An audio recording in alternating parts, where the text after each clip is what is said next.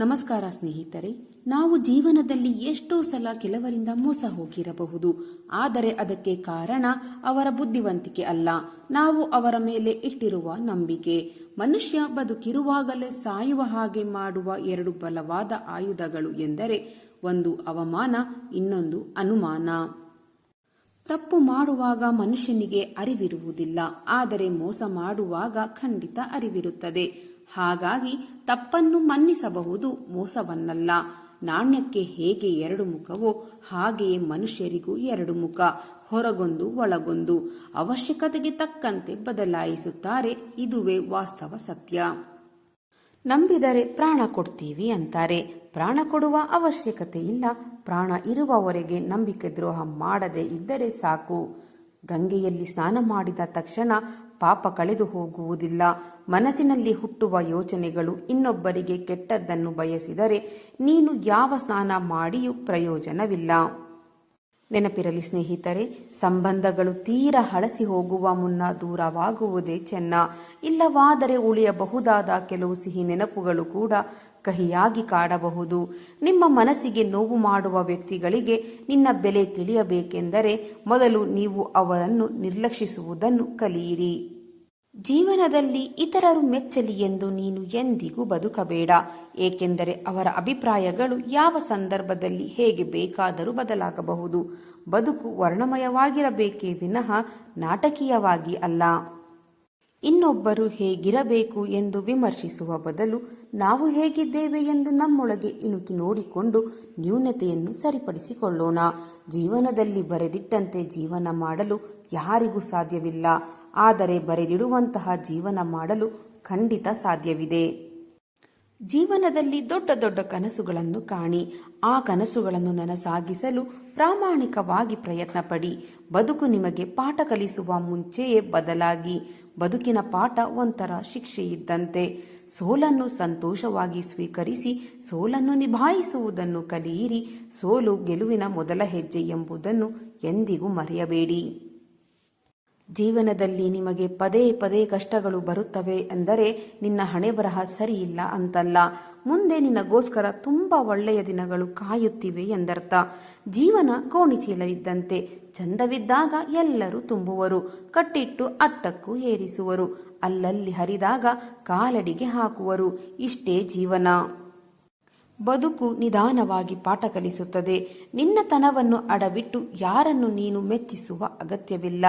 ಅರಿತುಕೊಳ್ಳುವವರು ನಾವು ಮೌನವಾಗಿದ್ದರೂ ನಮ್ಮನ್ನು ಅರಿತುಕೊಳ್ಳಬಲ್ಲರು. ಕೆಲವು ಸಂಬಂಧಗಳೇ ಹಾಗೆ ಸ್ನೇಹಿತರೆ. ನಮ್ಮನ್ನು ಬಹಳ ಹಚ್ಚಿಕೊಂಡಿರುವ ಥರ ಇರುತ್ತಾರೆ, ಆದರೆ ಅವರಿಗೆ ಬೇಕಾದವರು ಸಿಕ್ಕಾಗ ನಮ್ಮನ್ನು ಕಡೆಗಣಿಸಿ ಹೋಗಿಬಿಡುತ್ತಾರೆ. ಒಬ್ಬರು ಸುಮ್ಮನಿದ್ದ ಮಾತ್ರಕ್ಕೆ ಅವರಿಂದ ಏನೂ ಸಾಧ್ಯ ಇಲ್ಲ ಎಂದು ಯೋಚನೆ ಮಾಡಬೇಡಿ. ಏಕೆಂದರೆ ಶಾಂತವಾದ ಸಮುದ್ರದಲ್ಲೇ ಸುನಾಮಿಗಳು ಏಳುವುದು. ಇನ್ನೊಬ್ಬರ ಜೀವನದಲ್ಲಿ ತಮಾಷೆಗೂ ಆಟ ಆಡೋಕೆ ಹೋಗಬೇಡಿ. ಏಕೆಂದರೆ ನಿಮ್ಮನ್ನು ಆಡಿಸಲು ಮೇಲೊಬ್ಬ ಇದ್ದಾನೆ ಎನ್ನುವುದನ್ನು ಎಂದಿಗೂ ಮರೆಯಬೇಡಿ.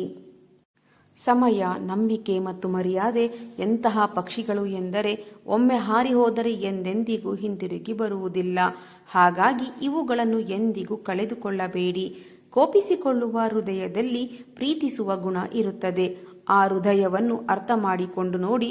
ಕೊನೆಯವರೆಗೂ ನಿಮ್ಮ ಜೊತೆಯಾಗಿರುತ್ತದೆ. ಓದಿನಿಂದ ಕಲಿತ ಪಾಠಗಳು ಮರೆತರೂ ಮರೆಯಬಹುದು. ಜೀವನದಲ್ಲಿ ಅನುಭವದಿಂದ ಕಲಿತ ಪಾಠಗಳು ಎಂದಿಗೂ ಮರೆಯಲು ಸಾಧ್ಯವಿಲ್ಲ. ಕೆಲವೊಮ್ಮೆ ಮನಸ್ಸು ಹೇಳುತ್ತದೆ, ಜನರು ನಿನ್ನೊಂದಿಗೆ ಹೇಗೆ ವರ್ತಿಸುತ್ತಾರೋ ನೀನು ಹಾಗೆ ವರ್ತಿಸು ಎಂದು. ಆದರೆ ಹೃದಯ ಹೇಳುತ್ತದೆ, ನಾವು ಅವರಂತೆ ವರ್ತಿಸಿದರೆ ಅವರಿಗೂ ನಮಗೂ ಏನು ವ್ಯತ್ಯಾಸ ಎಂದು. ಸ್ನೇಹಿತರೆ, ಈ ಜಗತ್ತನ್ನು ಬರೀ ಕಣ್ಣಿನಿಂದ ನೋಡಿದರೆ ಎಲ್ಲರಲ್ಲೂ ದ್ವೇಷ ಕಾಣುತ್ತದೆ. ಒಂದು ಸಲ ಹೃದಯದಿಂದ ನೋಡಿ, ಇಡೀ ಜಗತ್ತೇ ಸುಂದರವಾಗಿ ಕಾಣುತ್ತದೆ. ಜೀವನದಲ್ಲಿ ನಿನ್ನನ್ನು ಯಾರಾದರೂ ಅವಮಾನಿಸಿದರೆ ಹೆದರಬೇಡ. ಹುಚ್ಚು ಜನರು ವಜ್ರವನ್ನು ಗಾಜು ಎಂದುಕೊಂಡಿರುತ್ತಾರೆ. ಹಾಗಾಗಿ ಅವರ ಬುದ್ಧಿ ಎಷ್ಟು ಎಂದು ಸುಮ್ಮನಿದ್ದು ಬಿಡು. ಪ್ರತಿಯೊಬ್ಬರ ಹೃದಯದಲ್ಲೂ ಅಳಿಸಲಾಗದ ನೋವಿರುತ್ತದೆ, ಆದರೂ ಬದುಕುತ್ತಾರೆ. ಯಾಕೆ ಗೊತ್ತಾ? ನಾಳೆಯಾದರೂ ಸಂತೋಷ ಸಿಗಬಹುದು ಎನ್ನುವ ಭರವಸೆಯಲ್ಲಿ. ಅದೇ ಜೀವನದ ಸಂತಸದ ಸಮಯದಲ್ಲಿ ಚಪ್ಪಾಳೆ ತಟ್ಟುವ 10 ಬೆರಳುಗಿಂತ ದುಃಖದ ಸಮಯದಲ್ಲಿ ಕಣ್ಣೀರು ಒರೆಸುವ 1 ಬೆರಳು ಶ್ರೇಷ್ಠವಾದದ್ದು. ನೆನಪಿರಲಿ ಸ್ನೇಹಿತರೆ, ಸಮಯ ಮತ್ತು ಪರಿಸ್ಥಿತಿ ಯಾವ ಕ್ಷಣದಲ್ಲಾದರೂ ಬದಲಾಗಬಹುದು. ಆದ್ದರಿಂದ ಯಾರನ್ನು ಅವಮಾನ ಮಾಡಬೇಡಿ, ಕೀಳಾಗಿ ನೋಡಬೇಡಿ. ನೀವು ಶಕ್ತಿಶಾಲಿಯಾಗಿರಬಹುದು, ಆದರೆ ಸಮಯ ನಿಮಗಿಂತ ಶಕ್ತಿಶಾಲಿ ಎಂಬುದು ನೆನಪಿರಲಿ. ನೀವು ಯಾರನ್ನಾದರೂ ಪೂರ್ಣ ಹೃದಯದಿಂದ ನಂಬಿದ್ದೀರಾ? ಆ ನಂಬಿಕೆಗೆ ಅವರು ದ್ರೋಹ ಮಾಡಿದ್ದಾರಾ? ನಂಬಿಕೆ ಹೊಡೆದಾಗ ಹೃದಯ ಮಾತ್ರವಲ್ಲ, ಆತ್ಮವೇ ನೋವಿನಿಂದ ನಲುಗುತ್ತದೆ. ಇಂದು ಅನೇಕ ಜನರ ಮೌನ, ಕಣ್ಣೀರಿನ ಕಾರಣ ಒಂದೇ ವಿಷಯ: ನಂಬಿಕೆಗೆ ದ್ರೋಹ. ಇಂತಹ ಸಮಯದಲ್ಲಿ ನಮಗೆ ದಾರಿ ತೋರಿಸುವವನು ಒಬ್ಬನೇ, ಆ ಭಗವಂತ. ನಂಬಿಕೆ ಎನ್ನುವುದು ಮಾತಿನಿಂದ ಹುಟ್ಟುವುದಲ್ಲ, ಆಚರಣೆಯಿಂದ ಬೆಳೆದು ಬರುತ್ತದೆ. ನೀವು ಯಾರ ಮೇಲೆ ನಂಬಿಕೆ ಇಡುತ್ತೀರೋ ಅವರಿಗೆ ನಿಮ್ಮ ದುರ್ಬಲತೆಯನ್ನೇ ಕೊಟ್ಟಂತಾಗುತ್ತದೆ. ಆದರೆ ಎಲ್ಲರೂ ಆ ದುರ್ಬಲತೆಯನ್ನು ಪವಿತ್ರವಾಗಿ ಕಾಯುವುದಿಲ್ಲ. ಕೆಲವರು ಅದನ್ನೇ ನಿಮ್ಮ ವಿರುದ್ಧ ಅಸ್ತ್ರವಾಗಿಸುತ್ತಾರೆ. ಅದೇ ದ್ರೋಹ. ಅರ್ಜುನನು ಕೃಷ್ಣನನ್ನು ಕೇಳುತ್ತಾನೆ, ಕೃಷ್ಣ, ನಾನು ನಂಬಿದವರೇ ನನ್ನ ವಿರುದ್ಧ ನಿಂತಿದ್ದಾರೆ, ಇದು ನ್ಯಾಯವೇ? ಕೃಷ್ಣ ಉತ್ತರಿಸುತ್ತಾನೆ, ಅರ್ಜುನ, ನಿನ್ನ ನಂಬಿಕೆ ತಪ್ಪಲ್ಲ, ಆದರೆ ಅವರ ಯೋಗ್ಯತೆ ತಪ್ಪು. ಲಾಭ ಇರುವವರೆಗೂ ಇರುವವರು ಸ್ನೇಹಿತರು, ತ್ಯಾಗ ಬೇಕಾದಾಗ ಅವರ ಮುಖಗಳು ಬದಲಾಗುತ್ತವೆ ಅಷ್ಟೇ. ನಿನ್ನ ಯಶಸ್ಸಿಗೆ ಸಂತೋಷ ಪಡುವುದಿಲ್ಲವಾದರೆ ಅವರು ನಿಮ್ಮವರಲ್ಲ. ನಿಮ್ಮ ನೋವನ್ನು ಉಪಯೋಗಿಸಿಕೊಳ್ಳುವವರು ನಿಮ್ಮ ಬಂಧುಗಳಲ್ಲ. ಅವರಿಂದ ದೂರ ಹೋಗುವುದು ಪಲಾಯನವಲ್ಲ, ಅದು ಆತ್ಮರಕ್ಷಣೆ. ಶ್ರೀಕೃಷ್ಣ ಹೇಳುತ್ತಾನೆ, ಕ್ಷಮಿಸು, ಆದರೆ ಮತ್ತೆ ಅಂದವಾಗಿ ನಂಬಬೇಡ. ಕ್ಷಮೆಯೆಂದರೆ ಮತ್ತೆ ಮತ್ತೆ ಅವಕಾಶ ಕೊಡುವುದಲ್ಲ. ಕ್ಷಮೆಯೆಂದರೆ ನಿನ್ನ ಮನಸ್ಸನ್ನು ಭಾರದಿಂದ ಮುಕ್ತಗೊಳಿಸುವುದು. ದ್ರೋಹವು ನಿನ್ನನ್ನು ದುರ್ಬಲನನ್ನಾಗಿಸಬಾರದು, ಅದು ನಿನ್ನನ್ನು ಜಾಣನನ್ನಾಗಿಸಬೇಕು. ಎಲ್ಲರೂ ಕೈಬಿಡಬಹುದು, ಸ್ನೇಹ, ಸಂಬಂಧ, ಪ್ರೀತಿ, ಆದರೆ ಒಬ್ಬ ಮಾತ್ರ ನಿನ್ನ ಕೈಬಿಡುವುದಿಲ್ಲ. ನೀನು ನಿನ್ನ ಕರ್ತವ್ಯವನ್ನು ಮಾಡಿದರೆ ಭಗವಂತ ನಿನ್ನ ಕೈ ಬಿಡುವುದಿಲ್ಲ.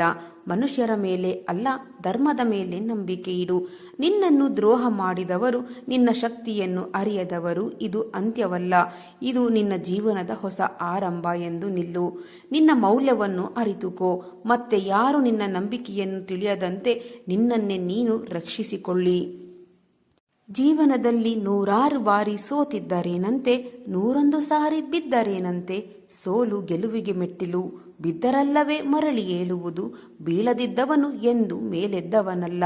ತಪ್ಪು ಅನ್ನುವುದು ಜೀವನದ ಒಂದು ಪುಟ ಮಾತ್ರ, ಸಂಬಂಧಗಳು ಎನ್ನುವುದು ಪೂರ್ತಿ ಪುಸ್ತಕ. ದಯವಿಟ್ಟು ಆ ಒಂದು ಪುಟಕ್ಕೋಸ್ಕರ ಪೂರ್ತಿ ಪುಸ್ತಕವನ್ನು ಎಂದಿಗೂ ಕಳೆದುಕೊಳ್ಳಬೇಡಿ.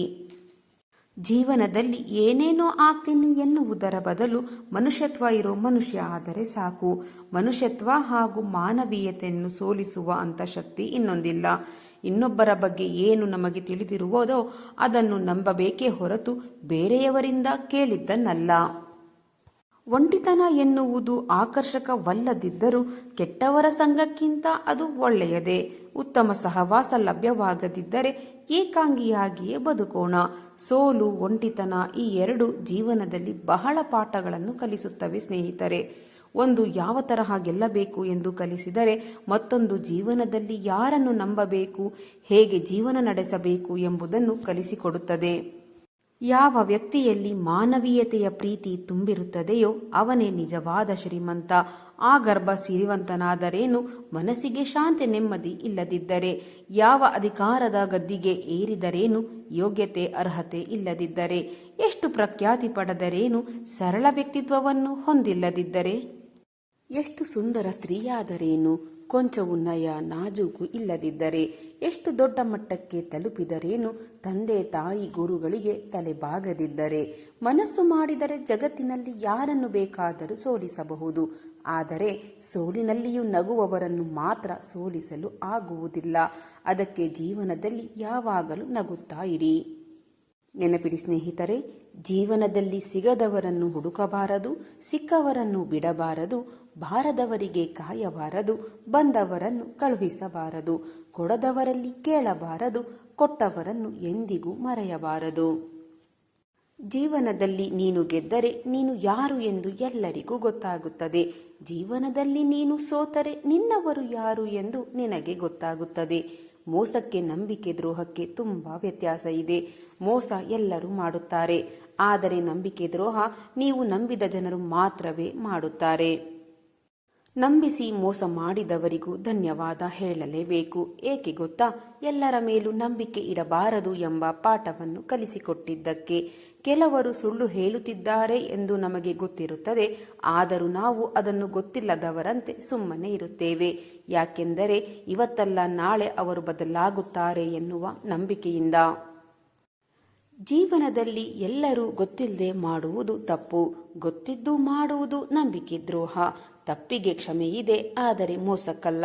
ಮನೆ ಕಟ್ಟುವಾಗ ಯಾರು ಬಂದು ಸಹಾಯ ಮಾಡುವುದಿಲ್ಲ, ನಂತರ ಗೃಹ ಪ್ರವೇಶಕ್ಕೆ ಬಂದು ಹಾರೈಸಿ ಉಡುಗೊರೆ ಕೊಡುತ್ತಾರೆ.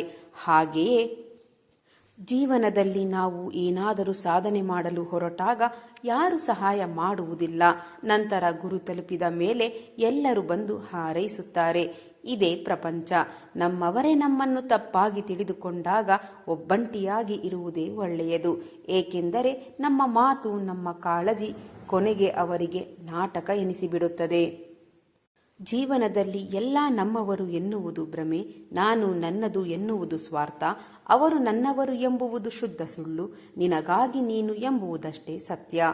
ಯಾರಿಂದಲೂ ಏನನ್ನು ಬಯಸದೆ ಇರುವುದೇ ಸೌಖ್ಯ.